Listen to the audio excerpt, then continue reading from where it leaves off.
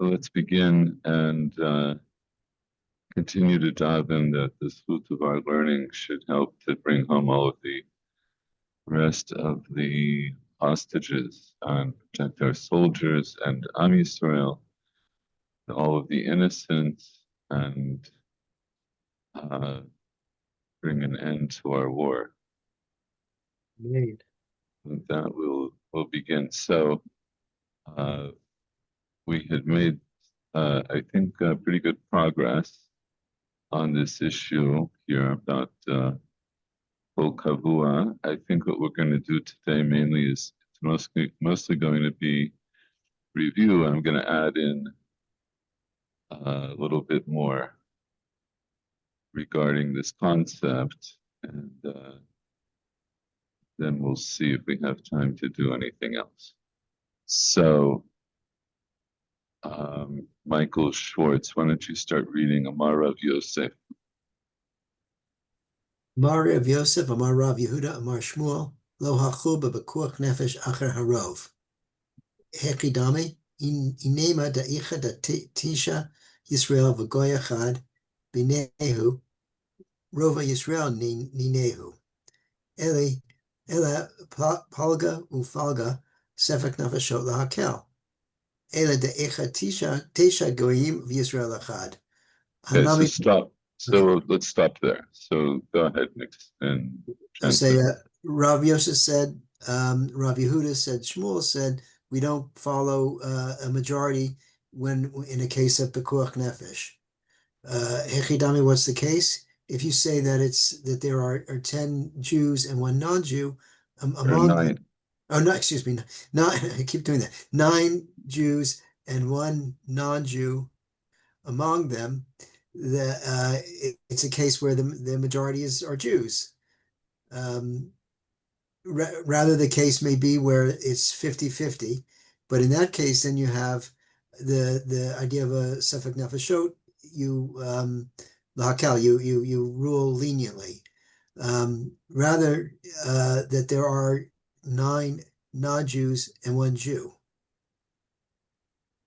Okay, so all right, so let's go through each of the cases. So first of all, we have the Ma'amar of Shmuel lo huchu b'pikuach nefesh achar harov.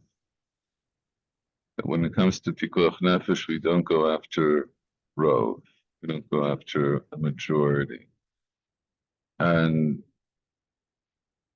the Gemara wants to know right away, hechidami. So what's that case? So what's the first case? What actually happened in this case? So here you have a group of 10 men, 9 of whom were Jews. One is a non-Jew, and there was a mopelet, a building fell on them. Or a building fell on. Is it? A building fell on. One of them that had left the group. That's no. One of them was in the. Michael, we're going to say that again. It fell on one of them who was in the. Fell on one of them who's in the group. Oh, okay. Okay. Here, let's take a look. Let's see how Rashi says this. Just a second.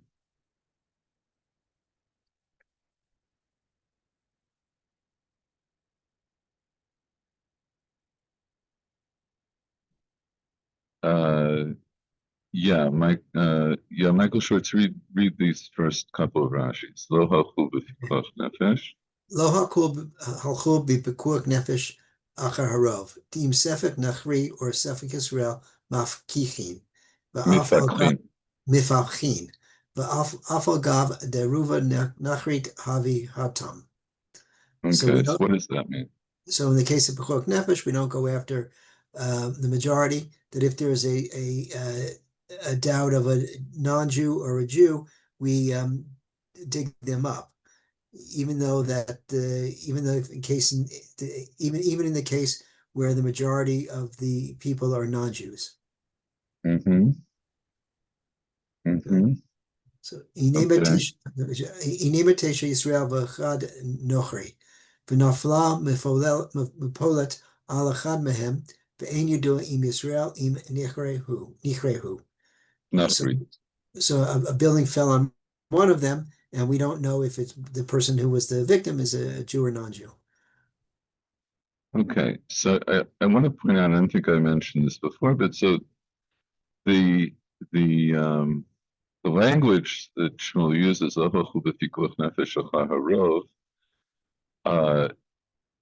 it's a very kind of open-ended language that is we could imagine based on things that we've already learned that where rov might be the concept of rov, the concept of having a majority or having most of something be significant. So, for example, a daf earlier, we had this question about what if somebody is sick, and what if there are different experts there who differ as to whether or not this person needs to eat on Yom Kippur. So there we could also say that we don't go after the rov. In other words, that in there, what would the rov be? The rov would be that we don't necessarily use the majority opinion of experts to say that he doesn't have to eat. We might go after a minority opinion or opinions that says that he does have to eat. But here, so I'm leaving that aside, but I want to point out that the language here is it's not specific. What rov are we talking about? So that's why the Gemara has to say Hechidami, right? So what's the case where we'll have a case where of rov that could be applicable, but we're nonetheless, not going to go after the rov. Right? So, and this has to do in general with this idea of what is rov. So rov is, it's a majority. It's some kind of numeric majority that could be brought to bear on a question. So generally speaking, when we use rov, I should say, so we have other general cases, I should put it that way, where we use rov. So for example, if you have fruits, and some of the fruits are chulin, that means that Shumot and Masrot were already taken, for example. So now they're chulin. That means they could be eaten by anybody. But what happens if some truma got mixed up with them? So you had like a pile of apples, and then you saw an apple of truma fall into this pile of apples, but now you can't identify which one it is. So then in Midioraita, we say 1 and 2 is patel. That means that, right, if I had one truma apple and 2 chulin apples that got mixed up, then I would say that the truma is batel, it's void. That means it's lost its identity as truma. And I go after the rov to say that now it's all chulin. Midirabanan, the bitul only works 1 in 100. In other words, there has to be 100 apples and 1 truma apple for us to invoke that concept of rov. But the point is, that is a case of rov. That's a case where the rov is going to define the whole. So what do you see from that case? Then when does rov define the whole? 1 second,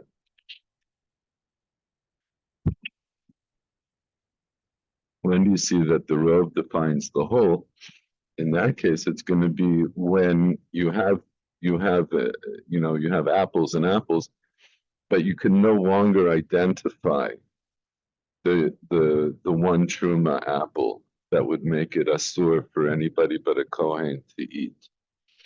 I can't identify it anymore, and so then I'll invoke rov. But let's say if I had 100 green apples, and I saw one red truma apple fall in, it wouldn't be batel because I could pick it out. The rove is only going to be invoked there as a kind of second tier way of understanding, or a way of determining, I should say, way of determining the status of those apples. It's only a second tier, because the first tier would be take out the truma, right? But what if I can't because I don't know which one is truma? So then I say rove is what is going to rule. And then we also have a case of where we invoke rove in Beit Din, right? So if I have a Beit Din, and I have every Beit Din has a minimum of 3 judges, right? This is in Sanhedrin. The minimum of 3 judges, and then the size of the Beit Din will go up depending on the type of case it is. So let's say I have 2 judges that rule for the plaintiff and one that rules for the other. So I'm going to go after the rove, even though I know which judge ruled against. So it's not necessarily the same. It's a similar concept. That is, the rove here is going to define the halachic outcome. But it's not because I don't know what the minority opinion is. I know what the minority opinion is. But I'm going to invoke rove in that case to say that rove is going to determine when what would be the first tier is if I could get everyone to agree. If I could get all 3 judges to agree, then of course I'm going to go after all 3 judges. But what if I can't get all 3 judges to agree? So then rove will determine. So there, rove determines not because it's a safek in terms of the reality, like the case of the apples. The case of the apples, there's a real question of what the reality is. I don't know which is the truma apple. But here I know which judge says differently. But based on Masarat of Chazal, based on a drasha, I'm going to go after the majority opinion. And so that's another case of rove. So here we also want to know, so what does it mean when it comes to pikuach nefesh, I don't go after the rove? What would be the rove? So we have to come up with a case where there is a rove, where there's a group of something where the majority should rule. That is, normally I'm going to say that in a case where I can't determine a particular reality, but I have a numeric value, I have a numeric set, then I'll say that the rove is going to determine for me. That's my second tier evaluation, my second tier way of looking at it, when I don't know the full reality. So here we have this kind of case where I have 10 people, and I know milachatchila that there are 10 people there. I also know milachatchila that one of them is not Jewish. And now a mapolet falls on one of them, and I don't know which one it fell on. In other words, I can't determine that reality. So normally I would say I'd go after the rove.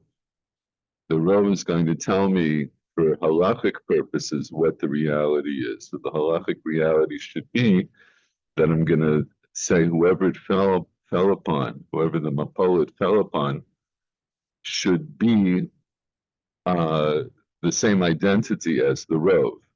So we start off with the first case. I say, so if it's 9 Jews and 1 non-Jew, so Ruba Yisrael minhu, most of them are Jews.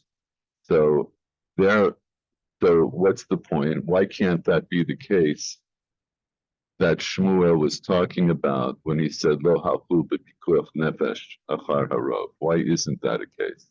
Because in this case, it would seem that we're following the rove. Right.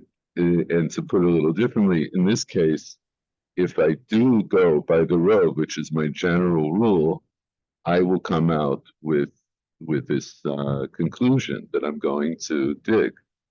So that can't be the case that Shmuel was talking about, because I am going to go after the rove, and it's regardless that I'm going to go after the rove. So what's the next case? Palgu palga. So I have half and half. Half what and half what? Half Jews and half non-Jews. So in the case I have half Jews and half non-Jews, then what do I say? Safek nefashot lahakel. So what does that mean? Since it's 50-50, we rule leniently that you would uncover it in the possibility that it's a Jew. Right. So that indicates that this klal, this general rule of safek nefashot lahakel, when do I use that? When there isn't a rove, right? So if there's a rove, hey, there's a rove, so I'm going to use the rove. If there isn't a rove, Yisrael, but if it's 50-50, then safek nefashot lahakel. So that indicates that this klal of safek nefashot lahakel, that will be invoked when there isn't a rove, and the chances are exactly 50-50. That is, the safek here, it's a safek shakul. It's an even doubt either way. It's a 50-50 split. So I've got a question here. Sure. So given that our next example says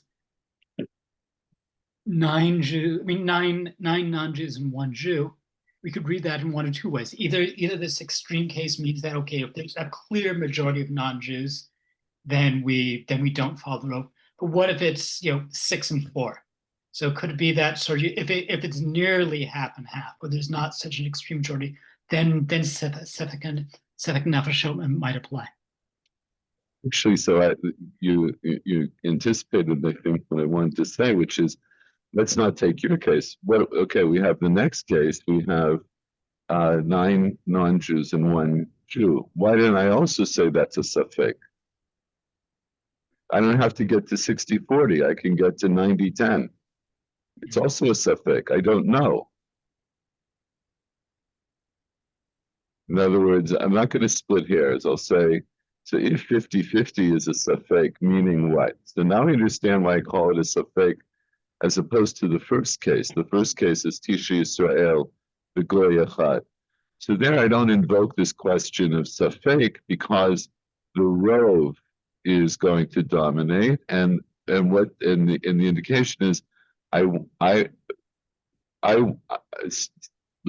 since I'm starting off here with the basic assumption that saving a life is going to be paramount, right? That's the general trend, right? That I'm going to do what I can to save life. And now I'm going to refine that, and I'll say about certainly if the safek nefashot is something that happens on Shabbat or on Yom Kippur, and it involves the life of a Jew. So I'm going to say that's going to be paramount, and that's what will rule. So in the first case, I could also say the first case is a safek, when I have 9 Jews and 1 non-Jew. That's also a safek. But I don't call that a safek. It's in terms of the terminology. I don't call it a safek because there's a rove that defines the whole. The rove is Jews, so the whole now we consider to be Jews for this halachic purpose of mitaklin alav et hagal, that I'm going to dig him out of a pile of stones if I need to on Shabbat. Then palgu falga, I can't say it's rove because it's not a rove, right? But I'll say so 50-50 now it falls into the realm of safek. So then my question would be, okay, but what about anything less than 50-50? What if it's 60-40? What if it's 90-10? So the Gemara seems to jump to that to that place, but that's not considered to be a safek. So that is what I could understand from the way the Gemara lays it out is when I call something a safek in this context, it's a safek. Really, only it gives this. It's given a halachic category of safek when it's a 50-50 chance, because otherwise there's a rove. Right? It doesn't matter in which direction. There's going to be a rove. Anything less or more than 50-50 puts it into the category of rove. And as we discussed at the beginning of this year, rove has its own power. Rove is what should dictate the halachic outcome of whatever it is that's in front of me. So, let's say Michael Werner's case, at 60-40, it's not because it's close to a safek. Now there's a rove. Once I go past 50-50, it's no longer a safek shakul. It's no longer an even safek. It's 60-40. Let's say if it would be in the case that I think you mentioned. So let's say it would be 6 goyim and 1 Jew. So now it's a rove that tells me that the rove would dictate that it's non-Jews. And so the rove would tell me not to be mefakech etzagal. So why does the Gemara bring the case? Why doesn't it bring Michael Werner's case of 6 and 4? Why does it bring the case of 9 and 1? 9 non-Jews and 1 non-Jew. Did I say that right? 9 non-Jews and 1 Jew. Why is it? Well, why it would. I mean, it's presumably that if it applies in that case, then call the Homer, it would apply in a case where the odds are greater that it's a Jew. I think you're saying what I think you're saying, but say that again. So if Rav Yosef's opinion applies to a case where there are 9 non-Jews and 1 Jew, then call the Homer, it would apply in a case, or in a case where there's a minimal, where the odds are minimal that it's a Jew. Then call the Homer, it would apply in a case where there are greater odds that it's a Jew. Okay, so you're saying if I see that, I don't go after the rove in what we might consider an extreme case, which would be a case where there's only a 1 in 10 chance of a Jew being the one who was the victim of the mapolet. And there I don't go after the rove. So certainly I don't need to know for the case of when there's 2 Jews out of 10 or 3 Jews out of 10 or 4 Jews out of 10. And once I get to 5 Jews out of 10, then I've already discussed that. Then it's a safek, and I'll be mifakech. And if it's less than 5, if it's 4 non-Jews out of 10, then the rove would indicate to me that I'm going to be mifakech. So yes, so I'll skip to the other extreme. So now if we were to fill it out from the beginning, so the first case, I have 9 Jews and 1 non-Jew. So now I will say, I understand if I have a group of 10 and it's 9 Jews and 1 non-Jew, then I'm mifakech. That would also be the case for 8 Jews and 2 non-Jews, and 7 Jews and 3 non-Jews, and it would be a case for 6 Jews and 4 non-Jews. It'll be all of those cases, because as long as the rove is Jews, I'm going to be mifakech. Once I get to safek, that's its own category. It's a safek shakul. Because there isn't a rove, I can't invoke rove as a principle. But I can I'll invoke another principle. The other principle is safek nefashot lahakel. So once I say it's safek nefashot lahakel, so then I will also dig. And now, anything beyond that, where I have more non-Jews than Jews, then I'll say I should say that I go after the rove. That is, should meaning in general I go after the rove. But comes Shmuel and he says, I don't invoke rove here. Now, So on that, okay, so that was good. So on that, Michael Werner, you can continue. Hanami pshita. Hanami pishta. Dehavele kavua. V'kol kavua kemechetza al ha-mechetza dame. Lo tzaricha. And Okay, actually stop and explain that. Hanami pshita. this is obvious. This So is what's obvious? What case is obvious? the case that, the case where there is 1 Jew and 9 non-Jews. Okay, and why is it obvious? The Havale Kavua. That if this is like this is a group that's sort of like this, if this is like a bounded group, say a group in one, I'm just then we rule as for half and half. Not sort of. We don't have to hedge our bets. Let's say it as it is. V'kol kavua k'merza o merza. So right. So you're trying to define what's the kavua here. So what makes this case a case of kavua? So now let's just go back and think about the examples that I brought at the beginning of the shear. So in the case where I had the apple, the one green truma apple that fell into 100 green chulin apples. So why don't I call that a case of kavua? Because I can't pick out the truma apple. I don't know which is the truma apple. When I look at the pile, I can't pick it out. So if I can't pick it out, it's not kavua in any sense. It's not fixed, because it could really be any one of the 101 apples that's in front of me. But when I have a case here of 9 goyim and 1 Yisrael, so how did I know? I knew that to begin with because they were all people that could all be identified. And what's my problem?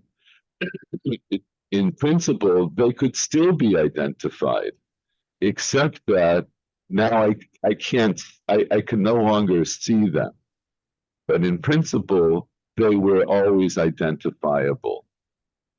So in the case, so that's why I brought you the case also of the people who comprise a court.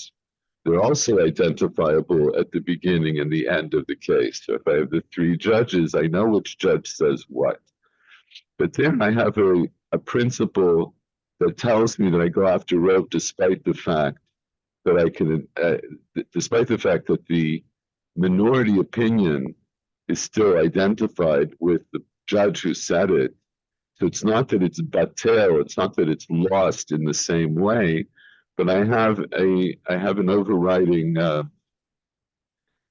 halachic imperative that tells me that when there's indecision between judges, that I'm going to go after the majority. But here, I could argue that the case of the 9 Jews and the 1 non-Jew is really more like the case of the apples, except that in the case of the apples, I have no physical way of determining which is which. Here I do have a physical way of determining which is which. I just have to look and see all of the people. But the problem is I can't see them. So why can't I see them? So apparently this case of the mapolet falling on one of the people out of the group is a case where it fell on one of the people out of the group. I don't know which one it fell on. And apparently the other people are now no longer in front of me. But in principle, nobody lost their identity per se. It's not like the apples, where one of the apples I could say now halachically it loses its identity. But here, nothing lost its identity. It's just me. I'm lacking some information about an objective reality. there's an objective reality that there are 10 people, that 9 of them are non-Jews, and 1 of them is a Jew. I just don't know which one is which now that they've all scattered. Just a second.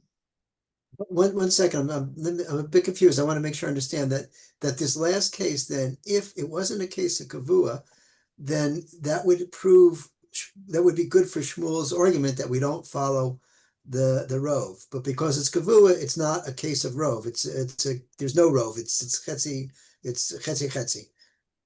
That's correct. So that's why the Gemara says Hanami Pshita. So why is this case obvious? Why is it obvious that I'm going to start digging when a mapolet falls on one out of this group of 10 people? Why should I dig? Because after all, the Rove would tell me that they're mostly non-Jews. So if the Rove is mostly non-Jews and there's 1 Jew, I shouldn't be digging. But I'll say that's the case of Shmuel.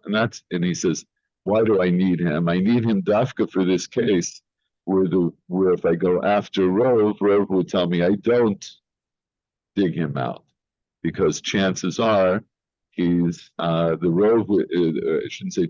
I'll put it in terms of Rove. Rove would indicate that whoever it fell on wasn't a Jew. So comes Shmuel and he says no, but because one of them is a Jew, but pikuach nefesh lo halchu acharav. When it comes to pikuach nefesh, then I'm not going to invoke Rove. I'm going to say that I'll be Mefaker Hagal, even if it's not a Rove. But then the Gemara says, Hanami Pshita, but that case of 9 non-Jews and 1 Jew, that's also obvious. In other words, obviously I'm still going to be Mefaker Hagal, even without Shmuel's contention that I don't go after the Rove. Why? Because I don't consider this to be a case of Rove. And the reason it's not a case where what does it mean it's not a case of Rove? It's a case where I'm not going to invoke the general rule of Rove. I won't invoke that rule. Why? Because it's a case of Kavua. And now we've refined a little bit this concept of Kavua. Kavua means I have a fixed set in front of me, fixed in the sense that all of the people in our group are identifiable, right? There was a time when I could look at all of them and I could pick out which one was the Jew out of the 10. I knew, and that didn't change. That reality didn't change just because one of them got covered by a block, a bunch of stones. In other words, whoever was a Jew before is still a Jew after. But what's my problem as the observer? I can no longer pick him out. I can't pick him out because one of them got covered by stones and the other ones are no longer there. You have to add that in, because if all other 9 people from this group were still in front of us, I could look and see if the Jew was among them or not. So that's the idea of kavua, right? So kavua is neither the first case of the apples where even even as I look at the pile of apples, I will never be able to pick out the truma apple because it looks like all the other apples, looks like all the Hulin apples. And it's not like the case of the judges on the court, because in the case of judges on the court, where I can also pick everybody out, why do I go after Rove there? Because that has to do with the laws of how a court case goes. But here I have a case where I can't, where as it were, there was a point in time before the Mapolet where everybody was identifiable. Nobody lost their identity just if you're a Jew and you're surrounded by 9 non-Jews, you're still a Jew. You didn't lose your identity. We don't say we go after the Rove to consider you a non-Jew just because you're surrounded by 9 non-Jews. So that doesn't change just because a Mapolet fell on one of you. So we don't know who the Mapolet fell upon. So we want to say that's a case of Rove, in which case I shouldn't be Mifakech et Egal. But I have Shmuel who says, B'bikuach nefesh lo holchin achar Rove. So I would be mefakech. And then the Gemara says, I don't need Shmuel for that, because this is a case of kavua. That is, everybody was identifiable before this happened. Nobody lost their identity, and kol kavua can mechtal mechtadam. Anytime there would be so what is it? So if we were to expand that and make that into a full sentence, I would say, in this case of a group where everyone was identifiable, then in any kind of case like that, where for whatever a case like that, in a case where everybody was identifiable at a certain point in time, and now some kind of halachic issue comes up, let's say, of being mefakech at the gal on Shabbat, but I can no longer pick out who the Jew is. So it's neither a case of rov, nor is it a case of not rov, like Shmuel says, but rather it's a case of kavua, meaning that in principle I should be able to know which one is the Jew, to know if I should be mefakech at the gal or not. But circumstances prevent me from knowing. So there I say, kol kavua k'mechtal mechtadami. And then I can describe that the way Michael Werner described it last week, which is how I understand that. That now that I can't invoke rov, I can't say that rov will now define the entire group. And why not? Because everybody is still what they were before the Mapolet fell. Nobody's identity, as it were, changed, but I can't pick out their identity. So then I have to look at each person as being, as a possibility of either a Jew or a non-Jew. Every single pair is the way you put it. I could look as being, or every single person is either a Jew or a non-Jew, and I don't know which is which. Okay, so that's what gets us up to here. So we still have, at this point, we still don't have a case where I need Shmuel's statement of lo hachu b'pikuach nefesh achar harov.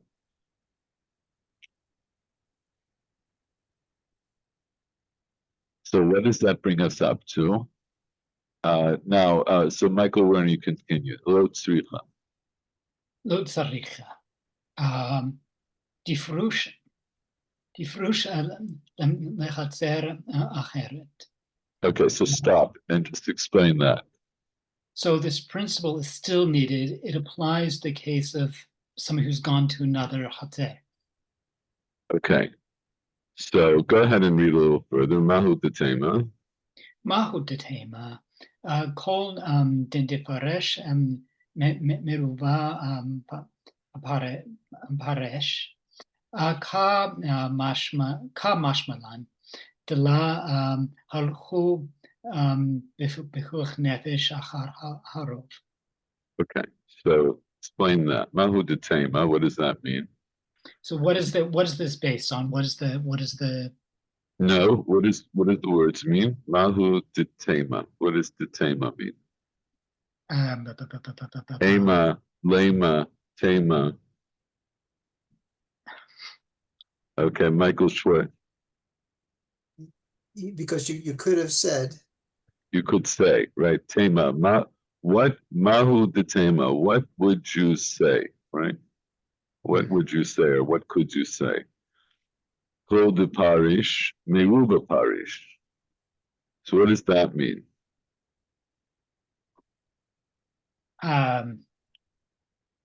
Everything that is split off.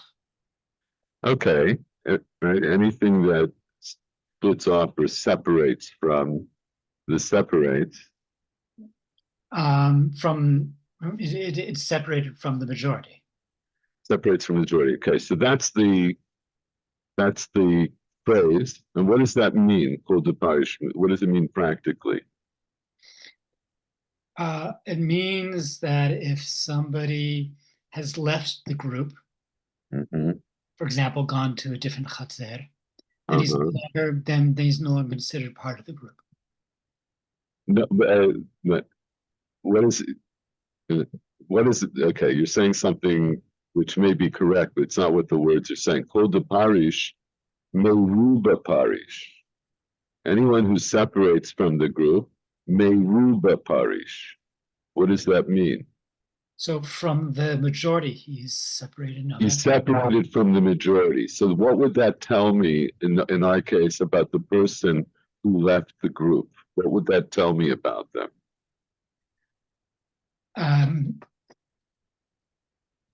That in that case, Well, what was our case? What's our case? What's the last case we're talking about? so this is a case of somebody who's no longer part of we don't. What was the group that we were talking about? Oh, we were talking about a group that is kavua. We can identify you who's Who was in the group? Tell me who was in the group. Presume Not presumably. Tell me who was in the group. We just read it 2 lines ago. One Jew, 9 non-Jews. 1 Jew and 9 non-Jews. So now I say, Kol de parish, meruba parish. Anyone who separates from this group, separated from the majority. So what does it tell me about the person who's separated? Is it a Jew or a non-Jew? I guess that it would be a Jew. Don't guess. What's the row? The row. Okay, so it'd be a non-Jew. It's a non-Jew.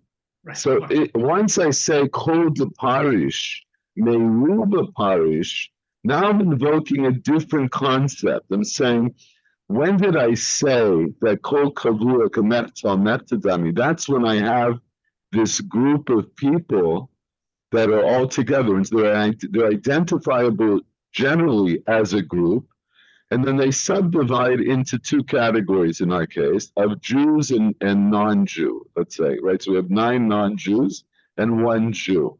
So Zman, as long as they are together as a group, and something happens to one of them, the poet falls on one of them, but as long as they're in that category as being a fixed group, then none of them loses their identity. I don't invoke Rove. I say each one that I point to has a 50-50 chance of being whatever, right? Either one of the people in the group, either one of the subgroups.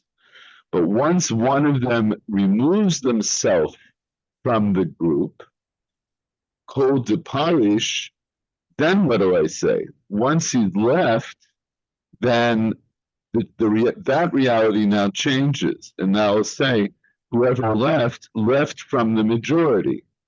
So whoever left from the majority would tell me that the person who left in this last case is a non-Jew, in which case, if that person left, right? Lo tzricha de parush l'chatzer acheret. I need this case of 9 non-Jews and 1 Jew, not for the case where they were kavua, but for the case where I, the observer, I started off by seeing 10 people in Chatzer Aleph, and 9 of them were non-Jews. 1 was a Jew, and then 1 of them left, and they went to another Chatzer, and they went to that other Chatzer, and a mapolet fell on them. So now I'll say, now that they left, I don't invoke kavua because they're no longer a fixed group. One of them left the group, so that person is no longer part of that kbiyut, of that fixed reality. But what will I say about them? I'll say that whoever left, I assume that they left from the majority of the group. In which case it's a non-Jew, in which case when the mapoet fell on them, what would I do? Or what would be the din? Pikuach nefesh wouldn't apply. It wouldn't apply. And it's I won't be mefakech et a gal.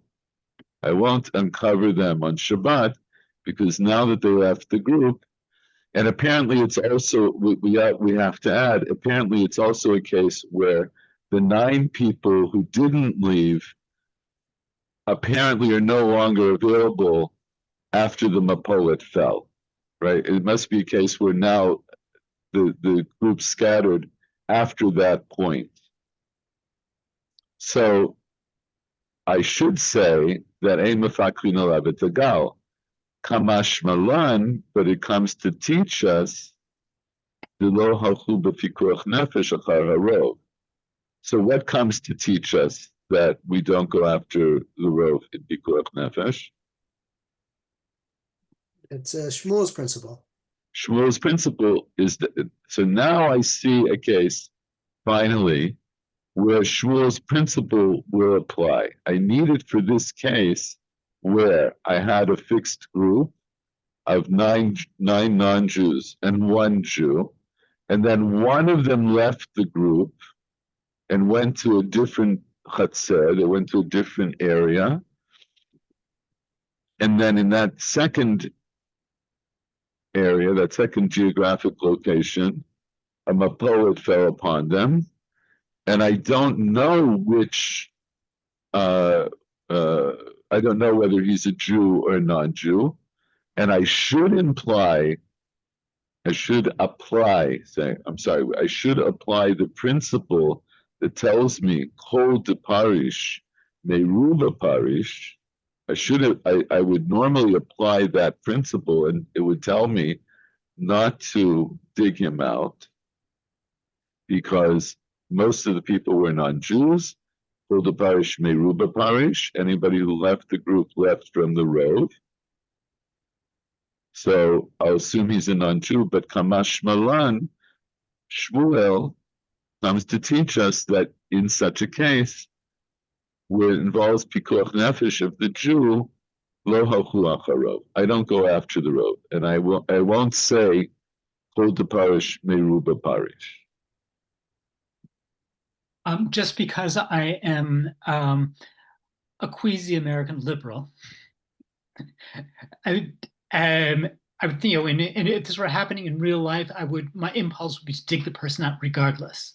Okay, And, so I'm guessing that there is some other legal principle besides pikuach nefesh that would perhaps mandate that I do so.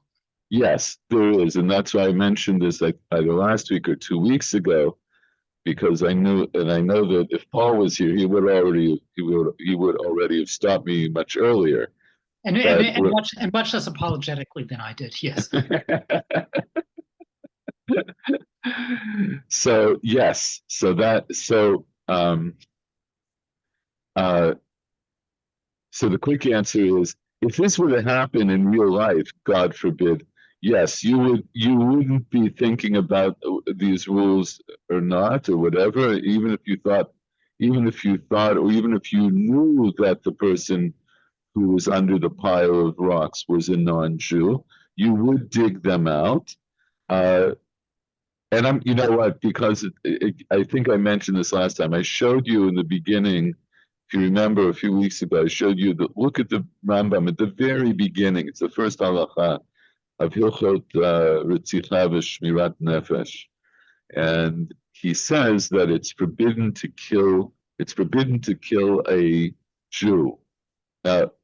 And that is apparently the proper girsa in the Rambam, because there is a girsa that takes out the word Jew. It just says that you're not allowed to kill somebody. But the Rambam says Jew, he means Jew specifically. He doesn't mean by implication that you're allowed to kill non-Jews.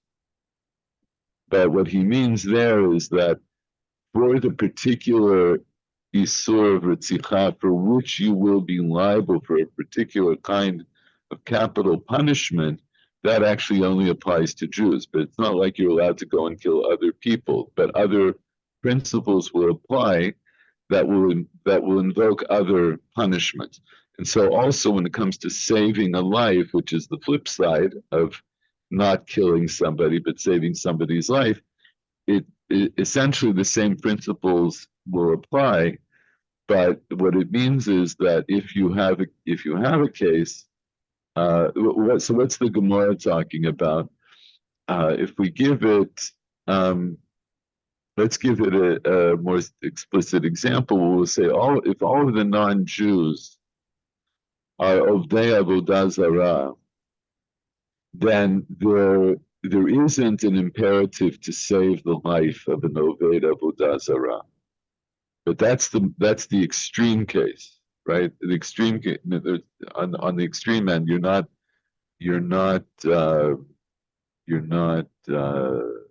obliged to save the life of someone who's an actual Oved Avodah Zarah.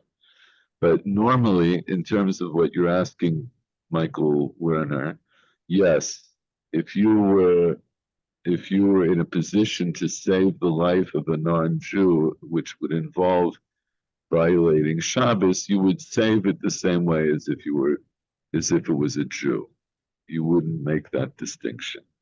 So yes, this is all in a sense a kind of theoretical discussion, but nonetheless we learn important halachic principles from it. So is that okay? I'll leave it at that. Yes. Okay, meaning I'm curious. I mean, I'm curious specifically what the overriding principle would be, but that's another discussion. There's a couple of there's a couple of ways of looking at it, and I'm going to leave it. I've mentioned them in the past, and I'm going to leave it. I'm going to leave it for now.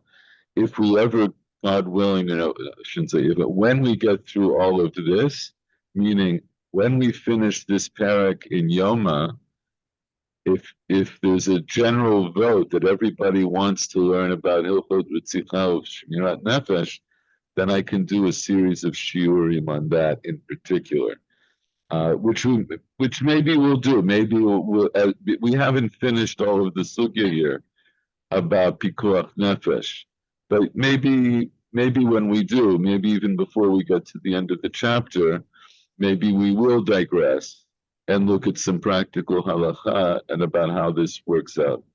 So I will bear that in mind because I know it's of interest.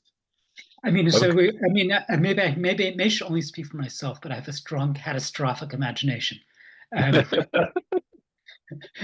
So I can only think of maybe one episode in my entire life where I've ever had a chance to save somebody's life like that. But something that I would say one thinks about a lot if one has a strong catastrophic imagination.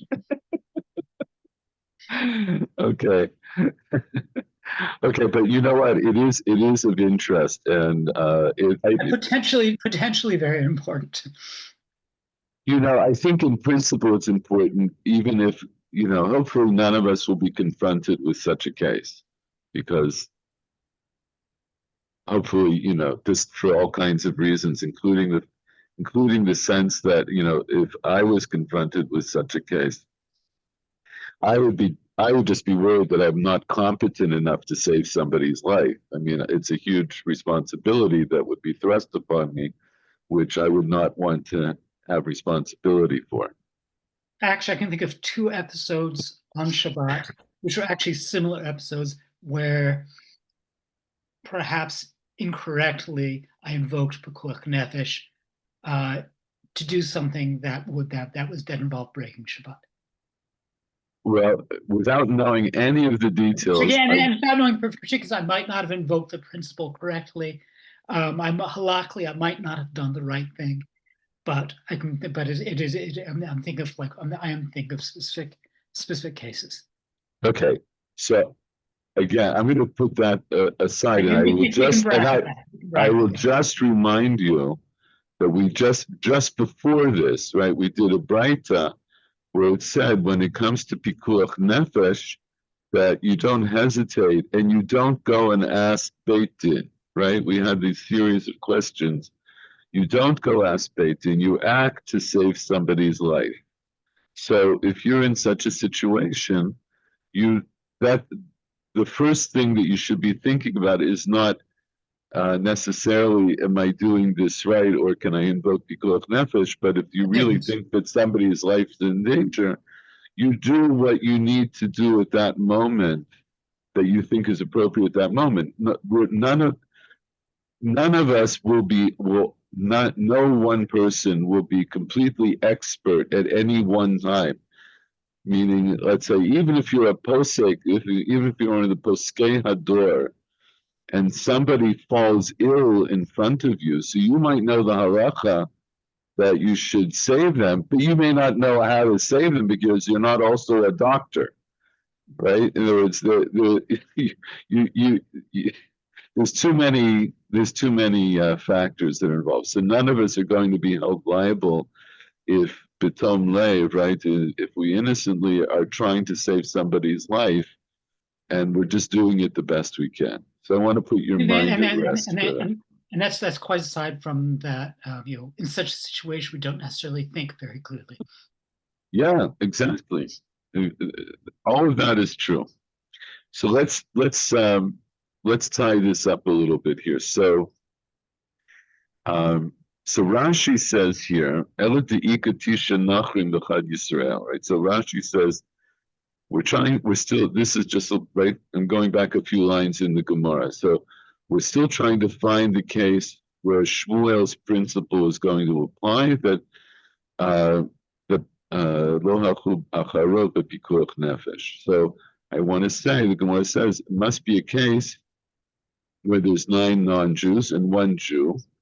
And Rashi says, Vashma'in da'afal gavduru b'nachrim. In other words, Shmuel's principle will come to teach us, Ashma'inan, that even though the majority are non-Jews, Chashin and Shem Yisrael will be worried that one of them, that the one person that the Mapolet fell upon was a Jew, and I'll dig him out.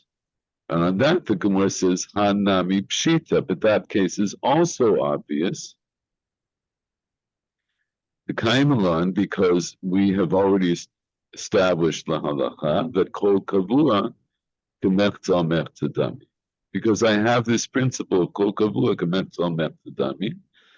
The nafkalan b'Sanhedrin u'Ktubot. We learn it out in Masechet Sanhedrin and Masechet Ktubot from the pasuk of the Aravlo, prat l'zorek even lago. Right, from this drasha of the pasuk, the Aravlo, that excludes the case of the person who threw the stone into the middle of a group of people, right? So the person, we won't go through the whole thing again, but I'll just briefly remind you that the idea is that Rabbanan hold that if you had kavana to actually kill this Jew and you ended up killing a different Jew, you're chayav. And Rabbi Shimon says, no, in that case, you're patur, because he says, the Aravlo teaches me that I had to be lying in wait, since I had to be lying in wait and have particular kavanah for him. It has to be for him. So the follow-through also has to be for him. The Chachamim say, no, the Aravlo just tells me that as long as I had kavanah to kill a Jew, it doesn't matter now which Jew I kill, I'll be chayav. So what does the Aravlo exclude? It doesn't exclude the case of he had kavanah to kill this one and he killed that one. It doesn't exclude that case the way Rabbi Shimon says it does. It excludes the case that's even, as it were, weaker than that, where I just had intent to kill by throwing a stone into a group of people, and I don't care at all who it killed. That's prat l'zorek even lago. So that it only excludes that case. In any event, from there I derive though this principle that kol kavua kemechtzal mechtzadami, and that's what I'm applying here. And so the Gemara says there can't be that case where there were 9 non-Jews and one Jew, and the Mapolet fell on one of them, because that's a case of kavua, the whole kavua kemechtzal mechtzadami. Rather, lo tzricha, I need it for the case the parush l'chatzer acheret, where one of them went to a different chatzer, and Rashi completes that sentence, and he says, the sham nafla al echad bapoet. Over there, in the second chatzer, a Mapolet fell on one of these 10 people. The Bechol Duchta Amrinan, What does duchta mean? All places. All places, right? A duchta is a place. In every place, b'chol makom amrinan, we say in every place, kol de parish, meruva parish, b'mide denaidi. Anything that separated from the row, separated from the majority, the midi denaidi. Can anybody translate those words?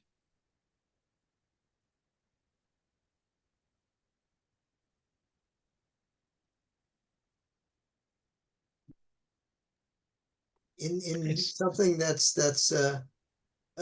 movable. That right, that moves, that's movable. What do you call your cell phone in Hebrew? That's what I saw. Right? It's a telephone nayad. Or if you have a laptop computer, what do they call that in Hebrew? Machshev nayad.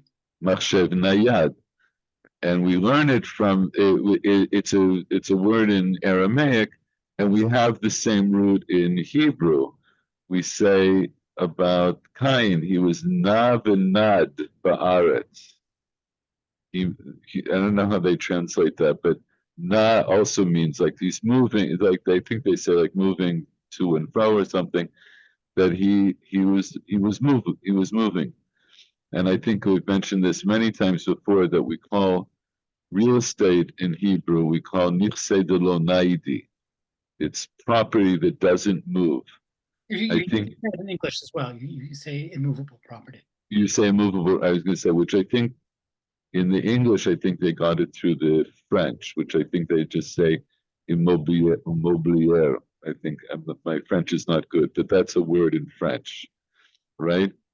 In any event, okay, a little bit of language exercise in the middle. Kol de parish, meruva parish. So when do I say that anything that separates from the rov, that's about midi is something, is a thing, midi, denaidi. It's about thing or things that move.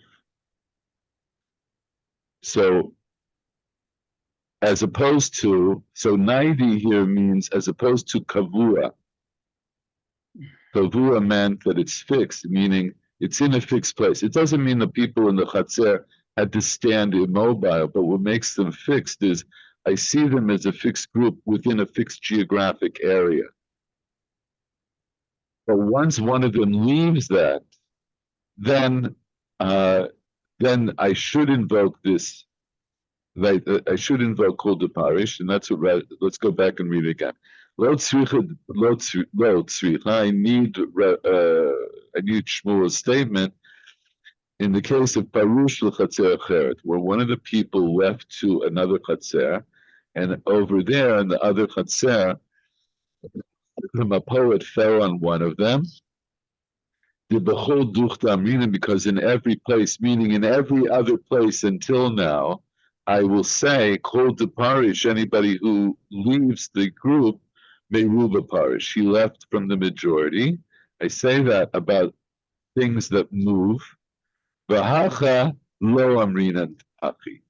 That hacha here, we don't say thus. We don't invoke kol de parish, meruba kaparish, va'afagav de beprishatan kulhu naidi. So this is Rashi's interpretation, and what it means literally is even though that in their removing, all of them moved. In other words, Rashi says what happened here is actually he says actually the whole group moved. That's how Rashi understands it. How to understand it, I'll just tell you, there's a machlokas rishonim here. Until now, when we're reading the Gemara,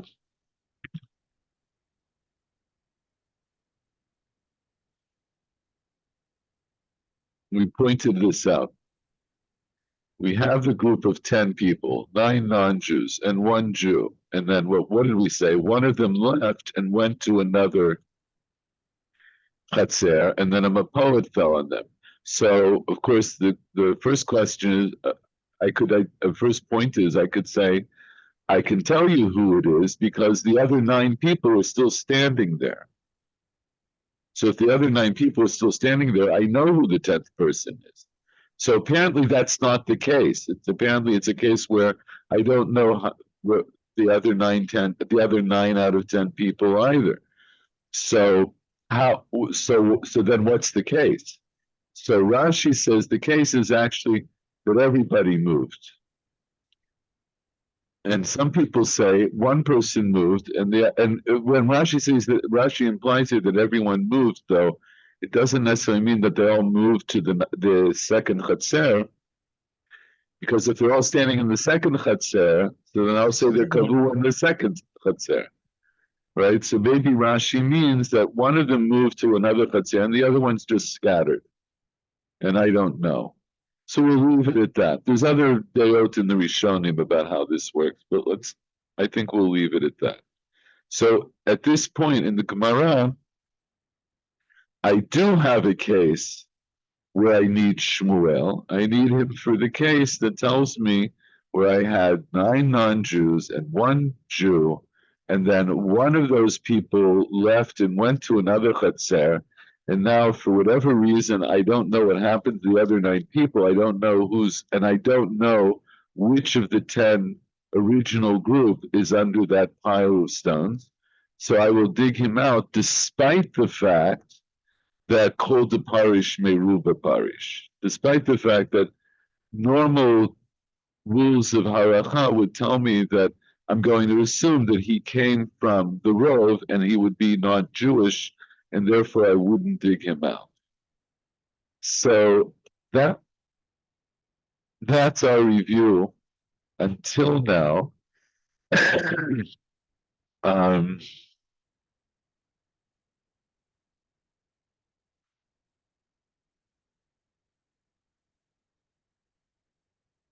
Yeah, so let's read the next part.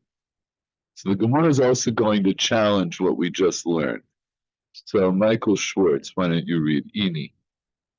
Ini, Amar Rabbi Asi, Amar Rabbi Yochanan, Tisha Goyim, Yisrael Achad, Oto Chatzer Mavchichin, Chatzer Acheret Ein Mevavchim. Lo Kasha, Ha Defirush Kulhu, Ha Defirosh Mikatz Tehu. Okay, so stop there. So Ini, what's Ini mean? Is this so? Is that so? In other words, again, I'm going to challenge what I just said a moment ago. And what's my challenge? Amar Rabbi Yasi, Amar Rabbi Yochanan. What did Rabbi Yochanan say? 9 non-Jews and 1 Jew. If they're in the same courtyard, we uncover the pile. But if they're in a different courtyard, we don't uncover them. Okay, so stop. Okay. Yeah, so explain what that means. In the context of what we just learned, how do we understand Rabbi Yochanan? What do we think Rabbi Yochanan is saying?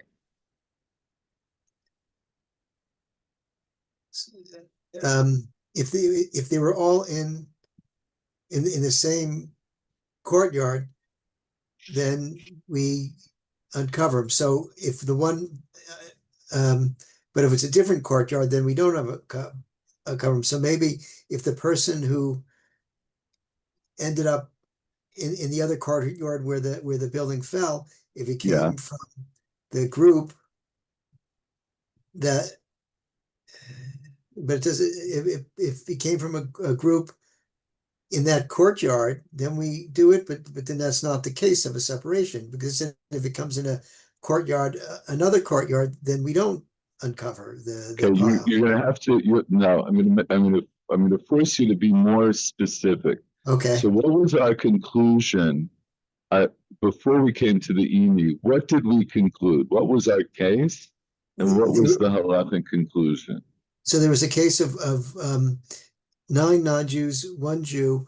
One of that group went to another courtyard, and the building fell on him.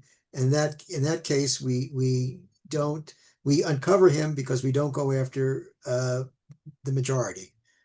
Very good. So now what does Rabbi Yochanan say? So he says in the case of 9 non-Jews and 1 Jew, if the building falls in the same courtyard, then we uncover it. Okay, so So- what happened? So this building in that courtyard fell on whom? On one of the members of the group. All right, so that's what we're assuming that Rabbi Yochanan means, right? There's 9 goyim, 1 non, and 1 Jew. If a building fell on one of the people in that group in a particular chatzer, then we dig them out. The chatzer acheret So ein if- mefakrin. So is it still a case of Perush that someone separates himself? So Okay, well, in other words, in order for this to, so what we're bringing Rabbi Yochanan as a kasha on what we just learned, right? This is going to contradict what we just said. So if it contradicts what we just said, then b'chatzer acheret ein mefakrin. What would that mean? It would mean that it's a. Go ahead. no, the case of where one person left the courtyard, we wouldn't uncover it, which is a case where we would go after the rove, in contrast to what Shmuel said. In contrast to what Shmuel said, in other words, so when I bring this ma'amar of Rabbi Yochanan, my assumption is that he's saying the same case that we just said, and that we concluded that Shmuel would understand that in that case that I don't go after the rove. I'm going to say Rabbi Yochanan in that same case says, no, we're still going to go after the rove. That we're not going to be the fakech at the gal in the case where one person separated from this group of 9 goyim and 1 Jew and went to a different chatzer. Apparently that's the case. That's how the Gemara wants to understand this case of Rabbi Yochanan. So it's a kasha because, excuse me, it's going to be a kasha. You might say, okay, but Rabbi Yochanan says this and Shmuel says that. They were contemporaries. They could disagree. But presumably the Gemara brings it because Rabbi Yochanan and Shmuel, between the two of them, halacha is always going to be like Rabbi Yochanan. So it's going to, we don't want to end up in a case where Shmuel is going to disagree with Rabbi Yochanan. In this case, so it's not because Rabbi Yochanan was a Tana and Shmuel was an Amora, but because we'll assume that halacha is going to be like Rabbi Yochanan, we're going to say it's problematic for us to assign this case to Shmuel, right? Again, remember, because all Shmuel says is a principle. He doesn't bring an example. The Gemara is still trying to find an example where Shmuel is applicable. So we thought we found it in the case of Tisha Goyim v'Chag Yisrael, and then one of them went to a different chatzer. So now I say, I don't think that's right, because after all, Rabbi Yochanan says in such a case that ein mefakrin, I don't dig him out. So Michael Werner, you're going to read a little more. Lo kasha.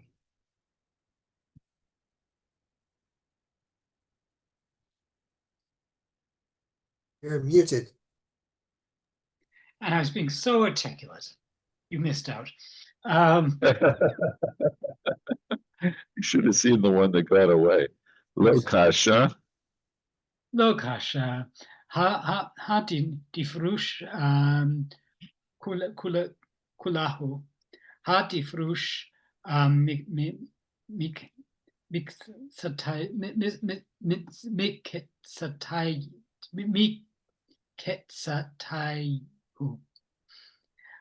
That's it. Stop. So what does lo kasha mean? So it means this isn't a contradiction. Okay. The first is referring, or one is referring to the case where everybody's scattered. And the second one refers to just one person who separated himself from the group. Well, not one person. Miktsataihu is a plural. So it means, so hadu parish kluhu. And I'm not going to use the word scatter, but we're just going to say separate, right? So we have a group that's kavua, and hadu parish kluhu. One is that they all separate. If they all separate, which might mean scatter, right? But we'll just say if they all separate, hadu parish miktsatayu. And one case is if some of them separated. So now we have to figure out what that means. What does all of that mean? So let's look at, so let's think for a moment ourselves. And I think, because actually I don't think we're going to end up finishing this quite to the end. It's okay. Next week we will delve into, we'll remind ourselves and do another review. But for the moment, let's try to understand what the Gemara says without looking at Rashi. Let's just try to understand what the Gemara means. So I have this case, 9 non-Jews and 1 Jew. And then I've already established that if I want to invoke Shmuel's principle of I don't go after the rov in Pikuach Nefesh, so my assumption is that of that group, one of them went to another Chatzer, and there a poet fell on him. And for whatever reason, I don't know the identities of the people who didn't get crushed. And so I should invoke the idea of Kol de Parish, Meruma Parish, and not be Mefakech, and not dig him out. But I'll say that's the case that Shmuel meant when he said, we don't go after the rov, and so we'll dig him out. Then I bring Rabbi Yochanan, and Rabbi Yochanan seems to say that no, in that case, the way you just described it, if somebody leaves the group and goes to a different chatzer, then ein mefakrin, I don't dig him out, meaning I don't invoke this principle of Shmuel. So we say lo kasha. It's not a contradiction. Hadu parush kulhu. One case is if they all left, and the other case is if some of them left. So what would that mean, or what could that mean? I mean, I would think that the second one. Wait, his iPod here. I would think that the second. You don't say second one. Say what you mean. Say full sentences and be specific. Okay. Defarush katzatehu would apply where there's more than one person from the group in the Hatzer, because then we wouldn't know. What Hatzer? What are you talking about? The second Hatzer where the Mopolet happened. Okay, and so in that particular case, we still would assume that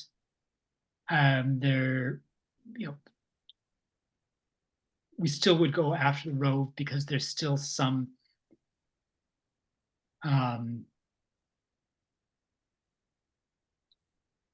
there's still some suffix, whether it's Jew or a non-Jew. And so that would leave the first case. If all of them left, then we do. Then we simply don't. Then we can sort. Then we can't assume that there's. Then we can't. Then we can assume that it's a non-Jew. Okay, so what you want to say is, Hadu Parush Kulhu, if all of them left, meaning, what does it mean that they all left, that they all were Parush? Somebody got they're all separated. They're all separated from a group. They're no longer a group of any unit at all. the parish kuhu. So then, who's under this pile of rocks? So in that case, we can be sure that it's a non-Jew under the rock. Okay, so what you want to say is the parish kuhu. Although now that I think about it, I'm not sure if we can assume that. Okay, so exactly. So here's the thing. I'm going to leave. I really want you to think about this. You're welcome also to look at Rashi. You can look at Steinsaltz, whatever you want. But I want you to really think about what the Gemara is saying here and how you could possibly interpret these words. So I set it up for you, I think, as best as I could. And I'll just set it up for you one last time, which is in a case where I have 10 people, 9 of them are non-Jews, 1 of them is a Jew.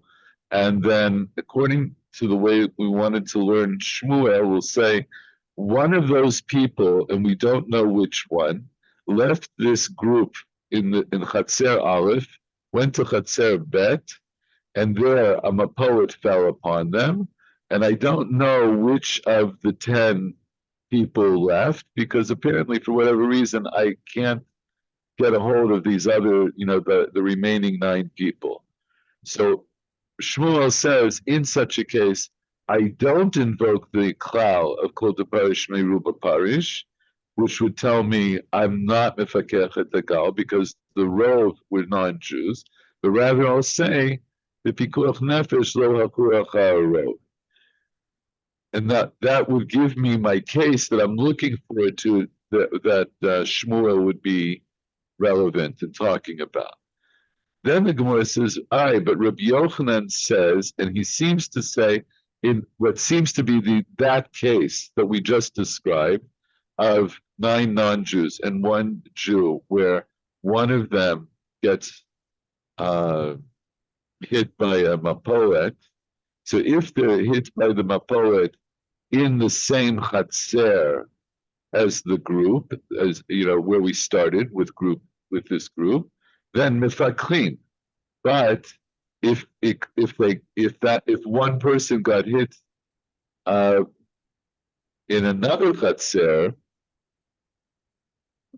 then ein mifaklim, and that would seem to contradict the way I wanted to learn a moment ago, and it seems to contradict the idea that I can invoke Shmuel's principle in that case where one person separated off.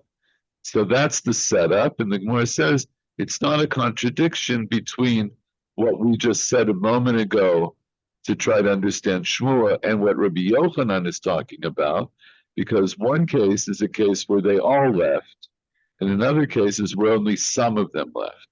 And I'll leave it at that moment. And the other reason I'm going to stop now is because my battery is about to die. So have a good week, have a good Shabbos, and ponder this, give it some real thought, and we'll pick up here next time. Any last questions or comments? Okay. All right. Good night. Thank you. All right. Go to. Bye-bye. Bye.